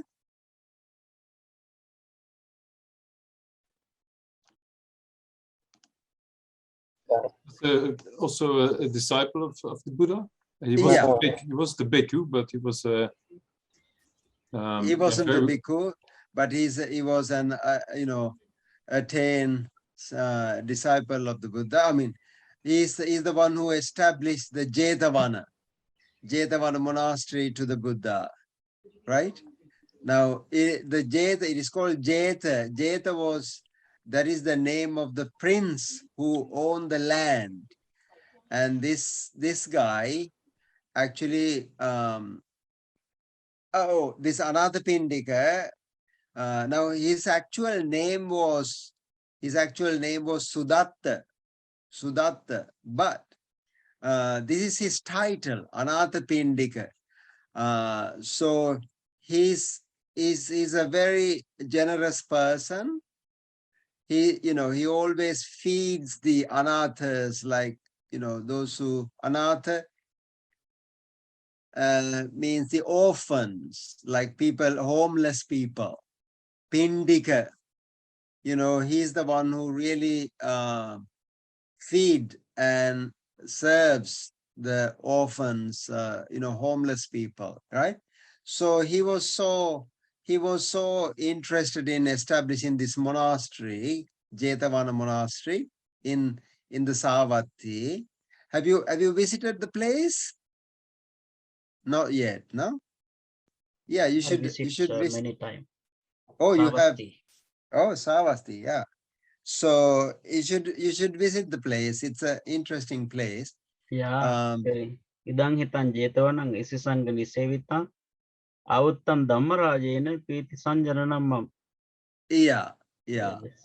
I mean, when Anathapindika died, he became Deva, and then he also visited the place from the Deva realm as well. So that belonged to the prince called Jeta. Jetasavani becomes Jetavani. So this prince was a bit reluctant to sell this property to Anathapindika, and he said, if you want this property, you will have to put the gold coins in the entire land, gold coin, which he did, and then the Jeta could not stop him buying the property, So this is how he bought this property. So he was living in this Anathapindika Saram. I mean, most of the sutras in the Pali canon, the majority, I should say, were given in this monastery. Yeah, Jetavani. Tatrako Bhagava Bhikkhu Amantesi. So the Blessed One addressed the monks. Bhikkhus, Bhikkhu means bhikkhus. So Badante, so Venerable Sir, they replied. Bhagavato Pachasoso, they replied. Bhagavaita Devoja, the Blessed One said this. Okay. Anybody else going to read a little bit? I can read. Yeah, please. Yeah.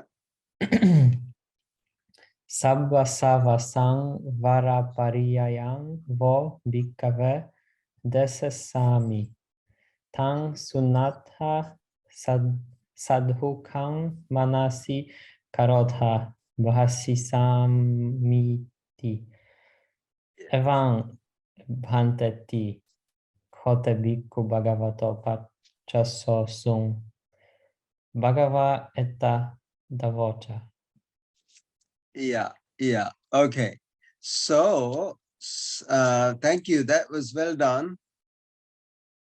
Excellent. So, Sabbasava Sangvara Pariyaya. Sabba Asava Sangvara Pariyaya. I'm going to teach you, I shall teach you the discourse on the restraint on all tens. Sabbha Asava Sangvara Pariyayam, restraining all tens, all defilements. Now, this sutta is so crucial. If you understand this sutta fully at its own depth, then you are fully accomplished. Okay? So that's a guarantee. Sabbasava Sangvara Pariyaya, restraining all the stains, defilements, asavas. Asava is an interesting word. Bhikkhave desisami. So I'm desisami, I teach you. Tang sunatha. What does that mean? Tang sunatha. That's again a very common expression. What is sunatha? Is listening. You know that, Bhante. Yeah. Tang sunatha. Tang means that. Sunatha. Yeah. Listen to that. Sadhukang manasi karota. So sadhukang means what? Now this is again a very common expression. Sadhu, what is sadhu? If I would guess, it's something like doing good, but yeah. Yeah, that's exactly right. Yeah, sadhukam means well, you know, in the right way. Sadhukam, in the right way. Manasikarotha, reflect. Manasikara means, you know, reflecting or keeping it to the mind, or actually it doesn't really mean keeping to the mind. It's just reflect. Reflect well. Bhasisami. Okay, I'm going to tell you that. Just listen carefully, reflect well. Yeah, sadhukang manasikarot. And then what did the monk say? Evam bhante. Iti. Iti means like that. Evam bhante. Yeah, you get the meaning, right? Of course, Venerable Sir. Te bhikkhu bhagavato pachasosum, replied. Pachasosum means replied. Bhagavai tadavocha, the Blessed One said thus. Yeah. Now from this one, you have to be very attentive to understand the meaning. Okay. So he's going to read the 15.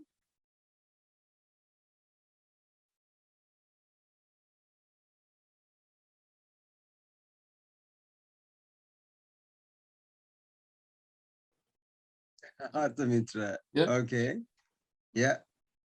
Janato ahang bhikkhave passato asavanang kayang vadami no ajjanato no appassato kincha bhikkhave janato kincha passato asavanang kayang vadami yoniso cha manasikarang ayoniso cha manasikarang ayoniso bhikkhave manasikaro karoto anupanna cheva asava uppajanti uppannina cha asava pavadanti yoniso chakko bhikkhave manasikaroto anupanna cheva asava na uppajanti uppanna cha asava pahiyanti.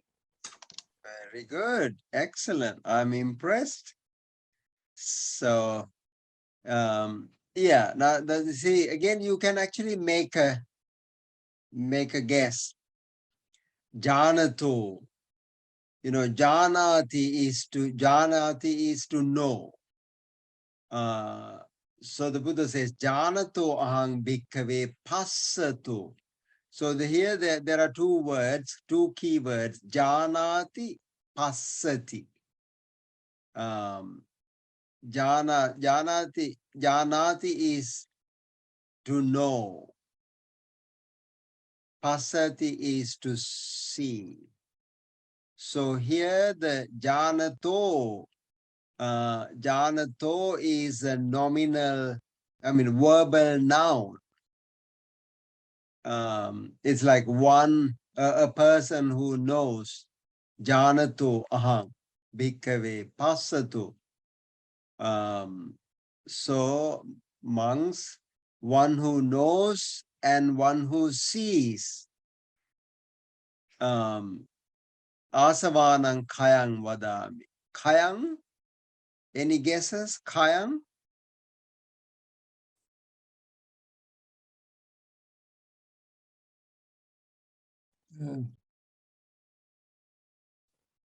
Disappear? Yeah. So disappearance, and kaya is to reduce, go away, disappear, that sort of general meaning. Asavanang kayam, cessation, like ceases. The asavas disappear to one who knows and one who sees. no ajanato, no apassato. What does that mean? Not to one who doesn't know and who doesn't see. Brilliant. Yeah, that's exactly the one. Yeah. Not to one who doesn't know and doesn't see.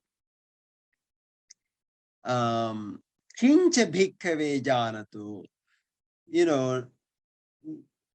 Knowing what? Kincha, what? Knowing what? Kincha janatu, kincha passato. Knowing what? Seeing what? Asavanam kayang vadami. So the cessation of attains to what? Seeing, knowing what, and seeing what. And then he gets to the point directly. Yonisocha manasikara. Now this is again a very key word. Yoniso manasikara. Yeah, what does that? Well, I mean, usually this is translated as what?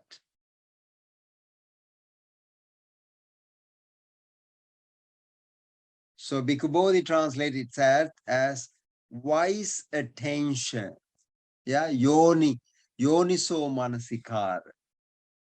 But actually, literal meaning of yoni is where everything starts. Usually it is the place where people are born. Yoniso cha manasikara. So the beginning point. If you just say wise attention, I mean, usually that is how it is being paraphrased, wise attention and unwise attention. But actually, yoniso here means one who knows the beginning point, not ayoniso cha manasikara, not anywhere else. So it's a critical, crucial point where the defilements start, the starting point, the beginning point, the point where everything starts. Yeah. So ayoniso. So then the Buddha says, ayoniso bhikkhave manasikarotu. So when one minds, or when one reflect ayoniso unwisely, anupanna cheva asava. Anupanna means na uppanna becomes anupanna, na uppanna. Anupanna cheva asava, unborn asavas uppajjanti. What is uppajjanti?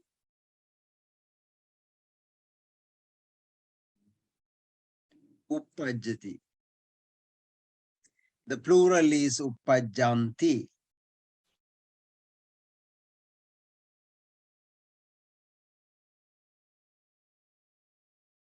Unborn asavas are born.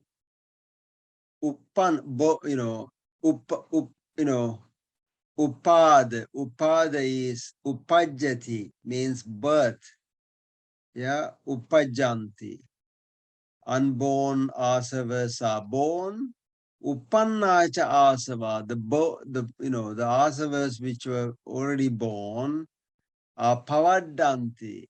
Pavaddati means grow, make bigger, pavaddati. Yonisocha bhikkhave manasikaroto anuppanna cheva asava na uppajjanti uppanna cha asava pahiyanti. So on the other hand, when you actually develop wise attention, the unborn asavas don't arise, and the ones which are already born, cease, disappear. Yeah. So Now that's again a very crucial point. And then the Buddha says, Atibhikkhave asava. Monks, there are asavas which are dassana pahatabba, need to be removed through seeing, dassana. Ati asava sangvara pahatabba. There are taints which need to be removed by restraining. Atyasava patisevana, sometimes associating. So patisevana. Atyasava adivasana. Adivasana is like bearing up. Pahatabba. Atyasava parivajjana. Parivajjana means removing. Atyasava vinodana. Kind of eradicating. Atyasava bhavana. Now bhavana is only one of the 7 pahatabba. Now this is actually, again, now all the 7 are discussed in detail in the following sections. But if you really read it carefully, it's a very, very deep sutta. Each section, like how do you actually remove the taints through seeing? How do you remove the taints, associating, removing, etc., etc. Okay, so I'm not going to go into all of that today because of the time.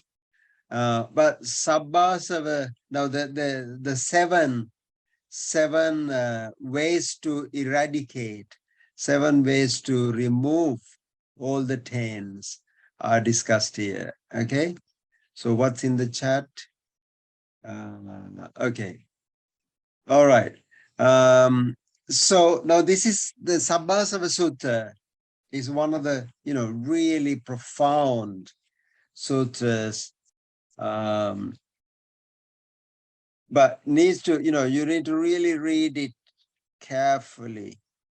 And I must say, this is one of the sutras that I must have read at least over 100 times, because it every time you read new, again, you see something really deep, profound. Yeah, Mikhail. I have a question about manasikara. So we translate this as attention, but I was wondering about its etymology. So we have manas, which is like mind, but then how does from that, how the attention comes about? Like, why do we translate it as attention?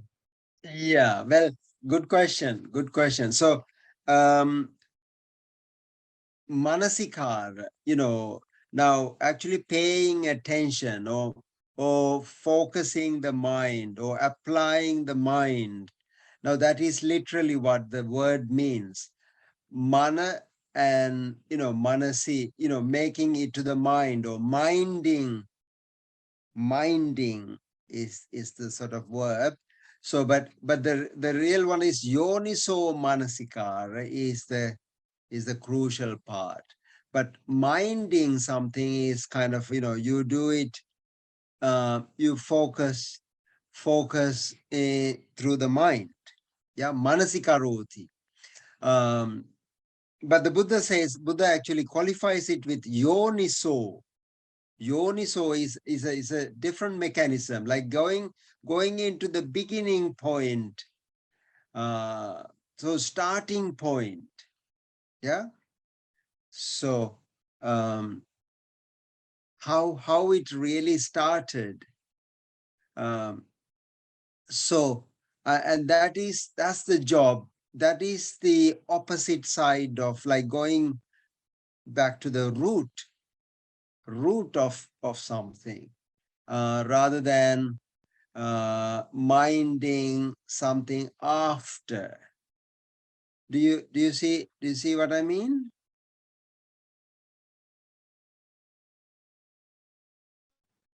Excuse me, No? can you explain it like, I don't know, the mind, likewise in English when it is translated? Because you only saw the place where it begins. No. See, mind in the mind is manas, manasi, manasikar. Mana, mana manasikar.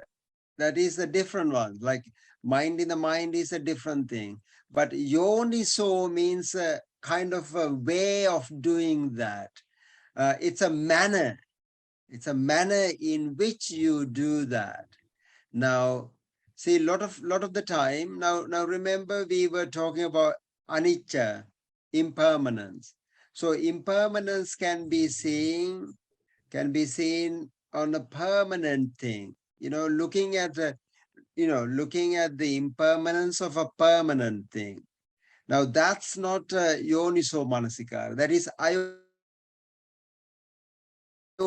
So the whole world is their manner and their mechanism is to ayoniso manasikara. And then the Buddha actually they give some examples of yoniso manasikara, examples of ayoniso manasikara. Now this is yoniso manasikara. Yeah. This is ayoniso manasikara. So in this very sutta, how the question of how you actually mind something, your way of minding something. That's what he's getting at. Do you understand? So Yes. he teaches you to how you should mind something. Correct. Yeah. How, in which manner you observe these 10. And this is why it says, Janato passato, one who knows, one who sees. Because if you don't know, don't know and don't see the manner in which you do that, then you are, you fall into the category of ayoniso manasikara. So, but the crucial point is the Buddha says, one who actually, whatever way that you observe, unborn taints should be stopped and the born taints should disappear. So just think of like a water tank. If you want to empty the water tank, you have to stop the water coming into the tank. And then, you should let the water going out, right? So, unborn taints, whatever manner, you do that, you should be able to block the new taints arising and the old taints disappearing. Yeah. And that is how, the part how. And that is what is called yoniso manasikara. But a lot of people think that when they hear the word manasikara, they think, oh, that is something that you do with the mind. And the problem is, if you do that in the mind is not again, you have not gone into the beginning point. You don't know how the mind came into being. Because it is also like your eye, your ear, your nose, the body, the tongue. Like it's also the sixth sense world. So you have not gone beyond the sixth sense world. If you are using the mind to mind, and this is the problem, is the mindfulness. Mindfulness is, for a lot of people, is minding the mind. So there you don't have, you have not got the right sati because you have gone one step. You have not gone to the root. You have skipped one step and then you have lost the plot. Do you understand? Excuse me. In order to yoniso manasikara as a technique to be practiced, if one see the mind or mind the mind, is it the way that he practice yoniso manasikara? Yeah. Did you get my point?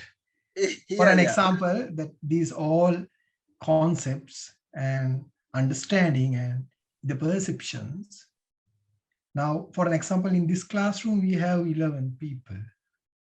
Who knows that all these guys understand this equal or the similar way? Now, the Dhamma, I don't know. Now, as one practice, to see the way how I grasp the things, based on that, he see these all things. I don't know. Is this the yoniso manasikara? Because from which that all hatredness, desire, lobha, dvesa, moha, all these defilements are emerge. Is as a practice, as a technique to be utilized. Just I wanted to be clarified. Okay. I don't know. Yeah. No, he gives a good example. I mean, the Buddha is a master of all analogies. He says yoniso manasikara. He asked the monks, do you know the dawn? The dawn, early morning, you know the dawn, right? How many of you have experienced the dawn? Yeah, all of you, yeah. But he says the dawn is a sign of the sun arising. The sun, but there's, I mean, actually, if the sun is arisen, there is no dawn. No, it is So the dawn is a sign of the sun coming. Yeah. So he says the yoniso manasikara is like the dawn. It tells you something about the insight that's coming. But it's actually the dawn is also part of the sun. The similar way, I mean, the problem is if you use the mind as a tool to mind, then you are trapped.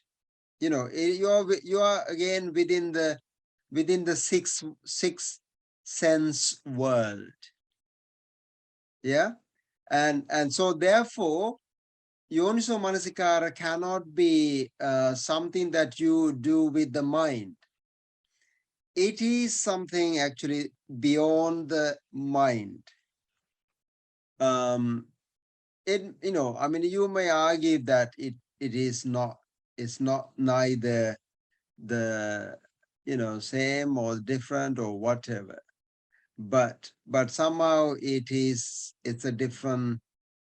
I mean, this is why the Buddha says vipassana. Vipassana is seeing through the insight. Yeah. Seeing through the insight. Okay, Michael. So we'll finish soon, but yeah, okay, yeah, okay. Michael, so yoniso manasikara could it be exemplified, for example, by recognizing the characteristics of non-self and impermanence, And maybe, for example, I don't know, that's just want to ask. So for example, a rain starts, and in wise attention, person should remain, like, be, you know, just equanimous. But in unwise attention, someone can get very upset because they didn't want the rain to come, and then they are like fixing their attention on the rain and getting all these unwholesome emotions. At least I thought of this after Manoj's comment. So I think this, yeah. Well, I mean, the only thing I could say is it's nothing to do with something that you do with the mind. Now think of something like, you know, I mean, you had a problem in your mind, and you didn't know what to do with it and how to resolve it. Yeah. And then one day, this light bulb moment comes. You know, you just found a way out. But did you do that through the mind or minding the mind? Or did it just occur to, I mean, the English expression is, it occurred to me. Yeah. And this is exactly what the phrase the Buddha used. The Buddha said, Chakkung udapadi. I arose the eye to see. Jnanang udapadi. Knowledge came to me. Chakkung udapadi, jnanang udapadi, panya udapadi. Insight arose in me. Yeah. Vijja udapadi. The science came to me. Aloko udapadi. The light, enlightenment came to me. So it's not something that you can go and get it through the mind. If you do that, now remember, you will be like conceptualizing it. Yeah. But it is something that just dawn on you. So that's an English expression, you know, dawn on you. Like, you know, aha, the light bulb moment. Yeah. And I think that is the closest I can, you know, relate to this expression. It says it's not something that you do through the mind. And this is the problem with the mindfulness as well, because mindfulness is, you know, something that you do yourself, you know, try to go get it. But it's a wisdom eye, you know, the third eye, it arises in you. And then you know that it has come to you. Yeah, the Vijja Udapadi, he just sort of, he greeted that realization. Yeah. Okay. So I know I have gone over the time, but it's an interesting discussion. Yoniso manasikara, ayoniso manasikara. And I think this is the key word, the right view, the samma ditti, yoniso manasikara, and the right mindfulness. All of these refer to the one and the same thing. It's a faculty that one develops. And one, you know, when one really goes beyond the sixth sense world. Yeah, does that make sense to you? And I hope you, you know, I think I hope you read the sutta, which is so profound, so beautiful, and it actually gives you the milestones, like, you know, if you do this way, do that way, you know, that means you are, you know, you're seeing it. So all the milestones are mentioned in the sutta. Yeah. So if you are interested, we could actually read this whole sutta, but you know, I don't know if you have enough time. I need about 3 days. 3-day retreat on Sabbah Sutra. That will be fun. Yeah, are you ready for that? Okay. So no, actually, this is one of the sutras like the Satipatthana Sutta.